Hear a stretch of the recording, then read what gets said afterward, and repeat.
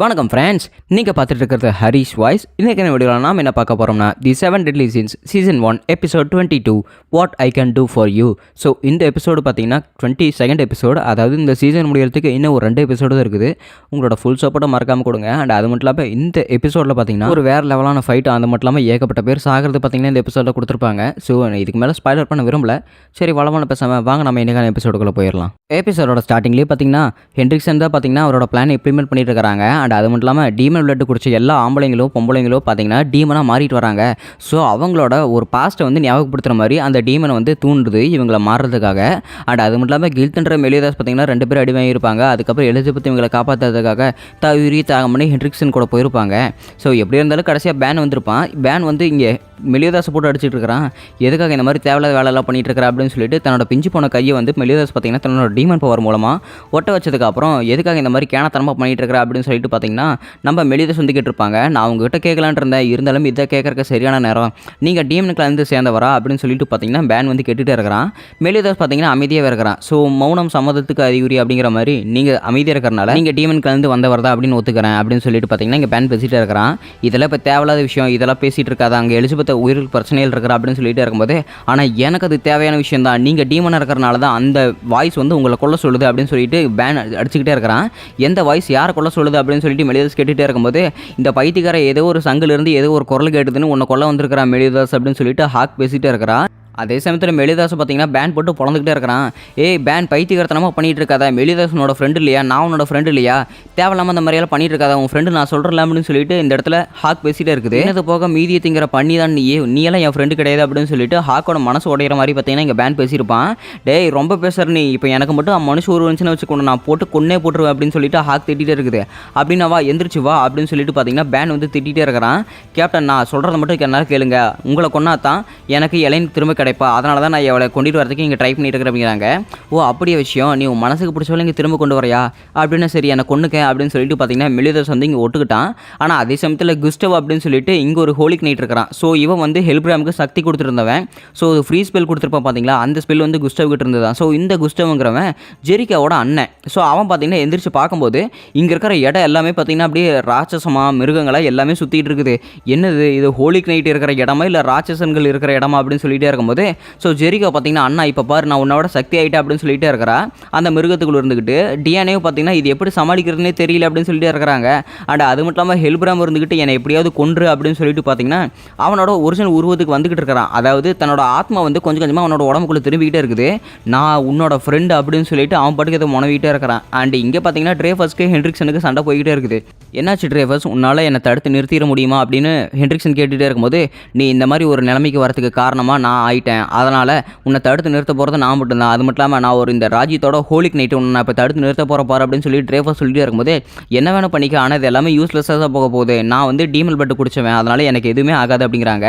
எது வந்தாலும் மோதி பார்த்துட்டு பேசிக்கலாவா அப்படின்னு சொல்லிட்டு இருக்கிறாங்க. இன்னொரு இடத்துல பேன் பார்த்தீங்கன்னா மெலிதாஸை கொள்றதுக்காக துடிச்சிக்கிட்டு இருக்கிறான்.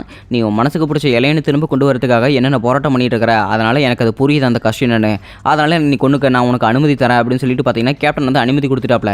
கேப்டன், நான் உங்கள் உதவியை நான் வாழ்நாள் முழுக்க மறக்கவே மாட்டேன் அப்படின்னு சொல்லிட்டு பேன் பார்த்தீங்கன்னா மெலியதாஸை கொல்ல போகிறான்.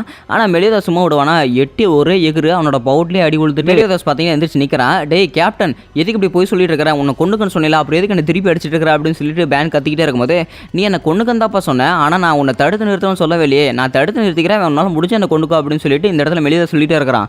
அப்படின்னா நான் உங்களை கொண்டுக்கிட்டே எந்த பிரச்சனையுமே இல்லை அப்படிங்கிறாங்க. பரவாயில்ல கொண்டுக்க, ஏன்னா அவளோட உயிரையும் பொருட்படுத்தாமல் நம்ம உயிரை காப்பாற்றுறதுக்காக ஒருத்தி உயிரை தியாகம் பண்ணிட்டா, அந்த உயிரை தியாகம் பண்ணும்போது நம்ம பிரச்சனையில் எப்போ ஏமாத்துறோம் அப்படின்னு சொல்லிட்டு இங்கே மெலியதாஸ் சொல்லிட்டே இருக்கிறான்.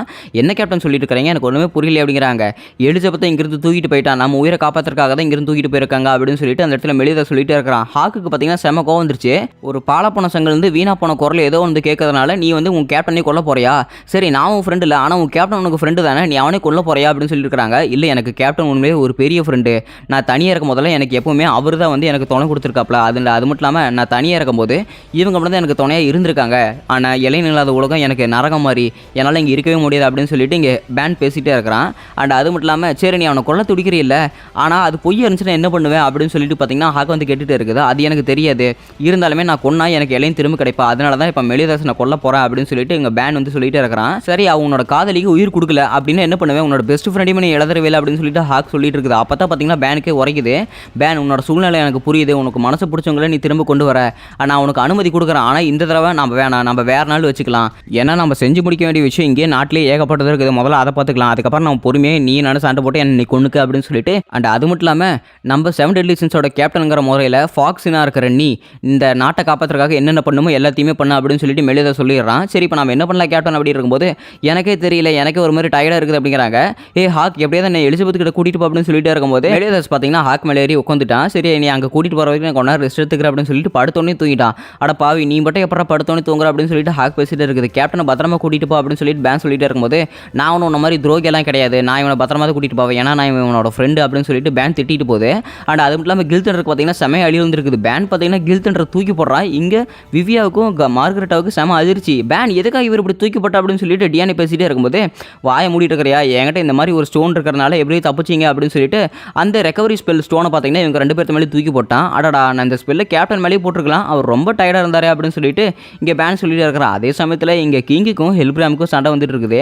நான் எத்தனை தடவை சொல்கிறது கிங் மரியாதையை என்னை கொன்று, ஏன்னா இப்போ என்னோட ஆத்மா இந்த உடம்புல இருக்குது, அதனால் என்னை இப்போவே கொன்று அப்படின்னு சொல்லிட்டு இருக்கிறாங்க. பேன் பார்த்தீங்கன்னா கல்லில் எடுத்து அடிக்கிறான் ஹெல்பிராம். பேன் பைத்தியக்காரத்தனமே இது பண்ணிட்டு இருக்காதா, அவன் என்னோட ஃப்ரெண்டுடா அப்படின்னு சொல்லிட்டு கிங் வந்து கோவப்படுறான்.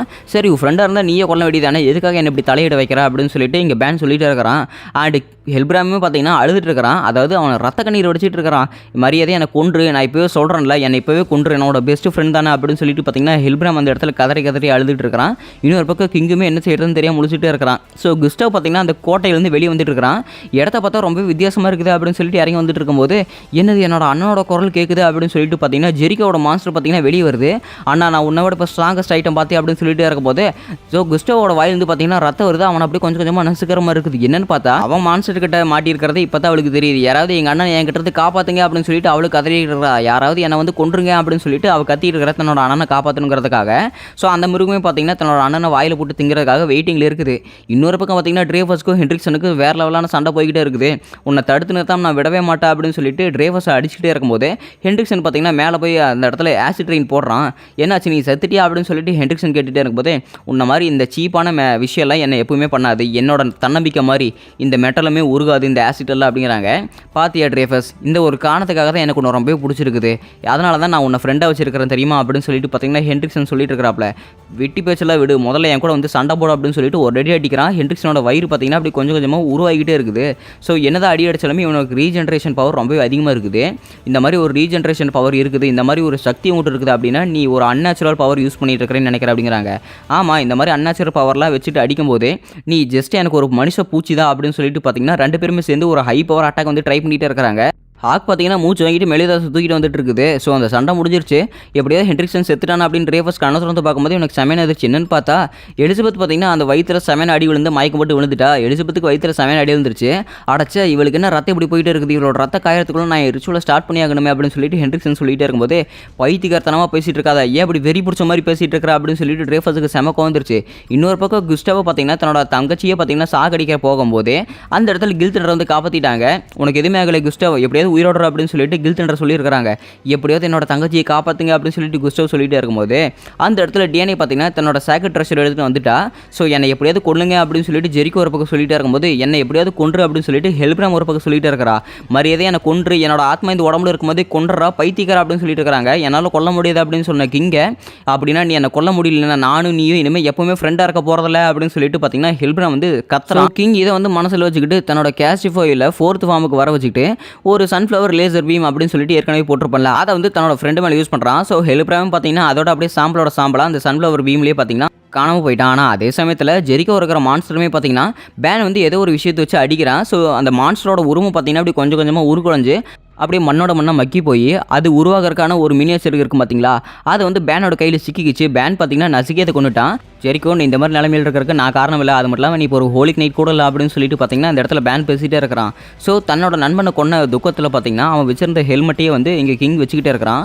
உனக்கு கடைசி வரைக்கும் நான் ஒரு நல்ல நண்பனாக இருந்தானா இல்லையான்னு கூட எனக்கு தெரியலையாடா ஹெல்பிராம் அப்படின்னு சொல்லிட்டு இங்கே கிங் பேசிகிட்டே இருக்கிறான். ஸோ இவங்க பார்த்தீங்கன்னா குயிலாவை வந்து அட்டாக் பண்ணிட்டு இருக்கிறா. குயிலா அவனுக்கு உடம்பு சரியாயிருச்சு அப்படின்னு சொல்லிட்டு இங்கே டியானை கட்டிட்டு இருக்கும்போது ஸோ கோத்ரோட உதவி மூலமாக குயிலா பார்த்தீங்கன்னா ஃபுல் ரெக்கவரி ஆகிட்டா. அப்படின்னா சரி வாங்க நம்ம கேப்டனுக்கு உதவி செய்ய போகலாம் அப்படின்னு சொல்லிட்டு இங்கே டீம் எல்லாருமே கிளம்பிட்டு இருக்கிறாங்க. இவங்க போகிற வழியில் ஏகப்பட்ட டீமன் இருக்குது. அந்த டீமன் எல்லாத்தையுமே ஜெரிகோவோட டீமன் என்ன பண்ணாங்களோ அதே டெக்னிக்கை வச்சு பேன் பார்த்தீங்கன்னா அங்கே இருக்கிற எல்லா டீமனையும் அடிச்சுக்கிட்டே இருக்கிறான். அண்ட் அது மட்டும் இல்லாமல் இதனோட டெக்னிக்கா அப்படின்னு சொல்லிட்டு ஹாசர் வந்து ஆச்சரியமாக பார்த்துட்டு இருக்கிறான். அண்ட் அது மட்டும் இல்லாமல் அங்கே இருக்கிற ஹோலிக் நைட்டுக்கு என்ன 7 சீசன்லாம் நம்மளோட எதிரிங்க தானே, இப்போ அவங்க என்ன நமக்கு உதவி செய்கிறாங்க அப்படின்னு சொல்லிட்டு இவங்களுக்கே ஆச்சரியமாக இருக்குது. அண்ட் இவங்க முன்னாடி போயிட்டே இருக்கும்போது இவங்களுக்கு முன்னாடி இன்னொரு ஆச்சரியம் இருக்குது. என்னன்னு பார்த்தா அந்த இடத்துல டான்ரோர் எல்லாருமே இருக்கிறாங்க. ஸோ உங்களை கொள்றதுக்காக எங்களுக்கு எந்த ஒரு காரணமும் இல்லை, எங்களுக்கு தேவை இந்த டீமன் எல்லாத்தையுமே கொள்ளணும் அவ்வளோதான் அப்படின்னு சொல்லிட்டு அந்த டான்ரோரோட கேப்டன் சொல்லிட்டே இருக்கிறான். ஹே எப்படி பார்க்குற அப்படின்னு சொல்லிட்டு கோத்தர் வந்து ஹாய் சொல்லிட்டே இருக்கிறான்.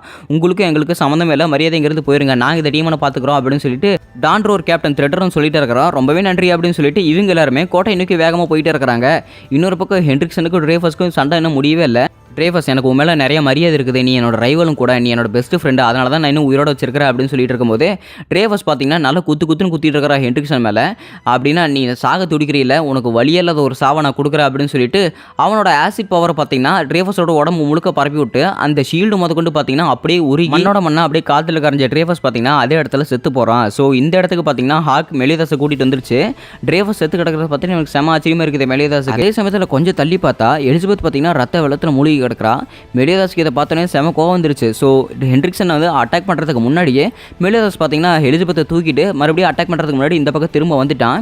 ஸோ நான் உன்னை அடிக்கிறதுக்காக எப்போ வந்து பிளான் பண்ணிட்டு இருக்கிறேன் தெரியுமா மெலிதாஸ், நீ வந்து எப்போ வந்து இந்த ஹோலிக் நைட்டில் வந்து சேர்ந்தையோ அப்போ வந்து நான் உன்னோட பவர் வந்து பார்த்துக்கிட்டு தான் இருக்கிறேன். அப்போ முடிவு பண்ண எனக்கு இந்த மாதிரி பவர் வேணும்னு. இப்போ என்கிட்ட அந்த பவர் இருக்குது, வந்து என் கூட சண்டை போடுற அப்படின்னு சொல்லிட்டு இருக்கும்போது எலிசபெத்தை பார்த்தீங்கன்னா தூக்கிட்டான். இதுக்கெல்லாம் என்ன காரணம் அப்படின்னு சொல்லிட்டு பார்த்தீங்கன்னா ஹென்ட்ரிக்ஸன் கேட்டுட்டு இருக்கும்போது எலிசபெத் உனக்கு ஒன்றும் ஆகாது, நீ நானும் ஒன்றா சேர்ந்து ஹோலிக் நைட்டில் எல்லாத்தையுமே தடுத்து நிறுத்திட்டு நாம நம்மளோட பார் நடத்தலாம் அப்படின்னு சொல்லிட்டு ஹாக் மேலே ஏறி உட்கார வைக்குது. ஹாக் பத்திரமா நீ எலிசபெத்தை எப்படியாவது கூட்டிகிட்டு போயிடும் அப்படின்னு சொல்லிட்டு ஹாக் கிட்ட பேசிட்டு இருக்கும்போது ஹாக் அடிக்க பார்த்தீங்கன்னா ஹென்ட்ரிக்ஸன் போயிட்டே இருக்கிறான். அதுக்கு நான் விட்டாதானடா அப்படின்னு சொல்லிட்டு கையை பார்த்தீங்கன்னா அப்படி ரெண்டா வெட்டி விடுற மெலிதாஸ். அண்ட் அது மட்டும் இல்லாமல் அடுத்த செகண்ட் ஹென்ட்ரிக்ஸன் வந்து கையை ஒட்டிக்கிட்டு அப்புறம் அடிக்க போயிட்டே இருக்கிறான். அந்த பொண்ணை நீ எப்படி கூட்டிட்டு போறேன் நான் பார்த்துறேன்டி அப்படின்னு சொல்லிட்டு ஹாக்கை நோக்கி ஏதோ ஒரு பிளாக் ஃபயர் ஆட்ட அனுப்பிச்சு விடுறான். ஐயோ நான் மாட்டிக்கிட்டேன், எப்படி இருந்து தப்பிக்கிறது அப்படின்னு தெரியாமல் இருக்கும்போது அந்த கோட்டையில் டபால்னு ஒரு வெடி வெடிக்குது. இவங்க ரெண்டு பேருமே பார்த்தீங்கன்னா ஒரு கையில் அப்படி இருக்கிறாங்க.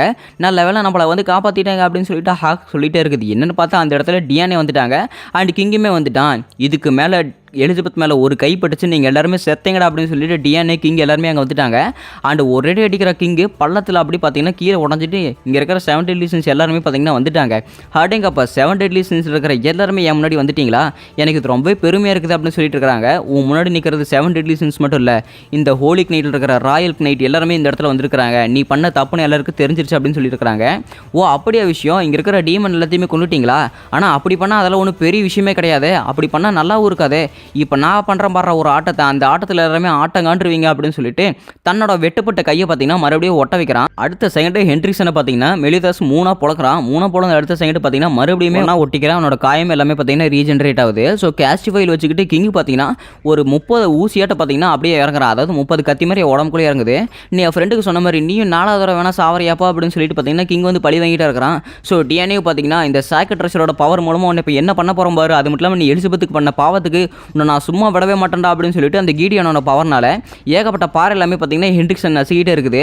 என்ன இந்த மாதிரி ஒரு கேவலமான டெக்னிக்னால நீ என்னை தடுத்துட முடியும் நினச்சிட்டு இருக்கிறியா அப்படின்னு சொல்லிட்டு ஹென்ட்ரிக்ஸன் சொல்லிட்டு இருக்கும்போது நீ ஒன்று தப்பாக புரிஞ்சுக்கிட்டே, என் சக்தியை பற்றி தெரிஞ்சுக்கிட்டே, ஆனால் நான் அடி வாங்குறத பற்றி தெரிஞ்சுக்கலையே. நீ என்னதான் உன்னோட ரீஜெனரேட் பவர் அதிகமாக இருந்தாலுமே உன்னோட அடி எல்லாமே உடம்புக்குள்ளே தான் இருக்கும், வெளியே தெரியாது, ஆனால் உன் உடம்புக்குள்ளே எல்லாமே ஆட்டை காண்றோம் அப்படின்னு சொல்லிட்டு மெலிதாஸ் பார்த்தீங்கன்னா ஒரு ரெடி அடிக்கிறான். அடேங்கப்பா என்ன மாதிரி ஒரு ரெடி அடிச்சிட்டு இருக்காங்க அப்படின்னு சொல்லிட்டு பேனும் கோத்ரா அங்கே நின்று பேசிட்டு இருக்காங்க. என்ன பேன் ரொம்ப சைலண்டாக இருக்கிற அப்படின்னு கோத்ரா கேட்டுட்டு இருக்கும்போது நீ தாண்டா என்னோட ரொம்ப சைலண்டாக இருக்கிற. அண்ட் அது மட்டும் இல்லாமல் இந்த ஹென்ட்ரிக்ஸனுங்கிறவன் யார் அப்படின்னு சொல்லிட்டு இருக்காங்க. ஹென்ட்ரிக்ஸனுங்கிறவன் பல வருஷமா இந்த டீமை வச்சு ரிசர்ச் பண்ணி இருக்கிற அப்படிங்கிறாங்க. மெலிதாஸ் வந்து ஒரு ரெடி அடிச்சோன்னு பேன் மேலே விழுந்துட்டான். கண்ணை திறந்து இருக்க மாட்டேட ஒரு பேட்டில் அப்படின்னு சொல்லிட்டு இங்கே கோத்ரா பார்த்தீங்கன்னா கலைச்சிட்டு இருக்கிறான். அண்ட் அவன் பறந்து போயிட்டு பார்த்தீங்கன்னா டீமனை தொங்க விட்டுருப்பாங்கல்ல அதையுமே பார்க்குறா பேனுமே.